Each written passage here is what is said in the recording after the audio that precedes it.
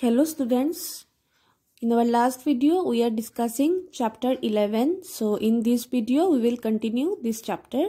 Okay, so first is what it is written.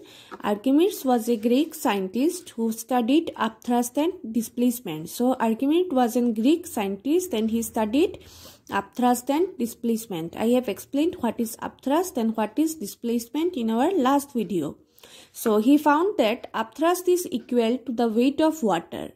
Upthrust is equal to the weight of water displaced by an object. Okay, so this is known as Archimedes' principle. You can underline these lines. Suppose a brick and a piece of wood, both of volume 1 liter. So here is an example: brick and then wood, both of volume 1 liter, are immersed completely in water. The brick weighs how much? 2 kg, while the wood weighs 0.8 kg. Both will displace the same volume of water. Both will displace means they will make space to stay. Okay, they will make some space to remain in the water. So how much they displace same volume of water, that is 1 liter. Hence both displace the same weight of water, that is 1 kg.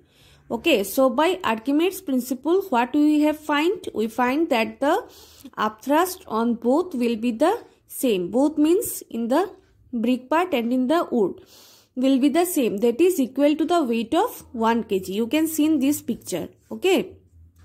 So in case of brick, what will happen? Weight is greater than upthrust and the brick sinks. Okay, if weight is greater than upthrust, then the brick will sink. In case of wood, if weight is less than upthrust, then the wood floats. So the rules for floating and sinking according to Archimedes' principle are: if the weight of an object is more than the upthrust, as you can see in this equation, if the weight of an object is more than the upthrust, the object will sink, and if the upthrust is more than the weight of an object, the object will float in water.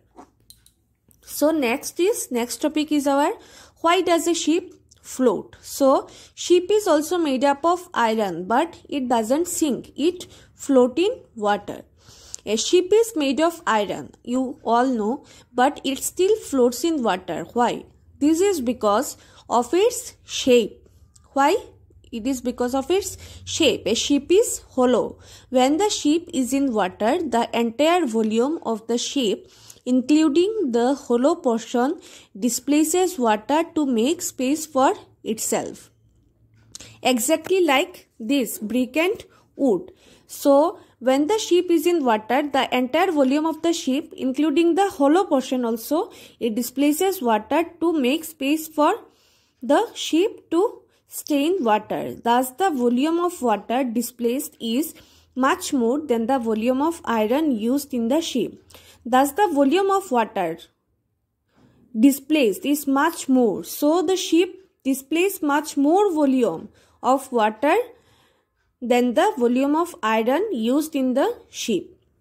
So, according to Archimedes' principle, the upthrust is also very high, more than the weight of the ship. Therefore, the ship floats in water.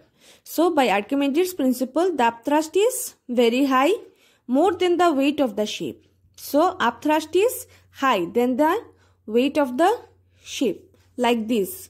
That's why the ship always floats in water. It doesn't sink. So if the amount of iron used to make the ship is made into a ball and dropped in water, so if the amount of iron which is used to make the ship is made into a ball, and if we dropped in water, it will displace much less water. Okay, so turn the next page. Then a ship, the upthrust will be much smaller than its weight and it will sink in water. Exactly like that, this equation. Okay, this equation. If the weight is high, much more than the upthrust, then the iron ball will sink in water. It will not float in water. Next topic is our weight in water. So, you have seen that when a brick is immersed in water, it appears to weigh less. So, when we immerse a brick in water, what happens? It appears that its weight is less. You have also seen that if a brick of volume 1 liter and weight 2 kg is immersed in water, an upthrust equal to the weight of 1 kg acts on it upward. So, I have explained in the example. In this example, I have explained you these things.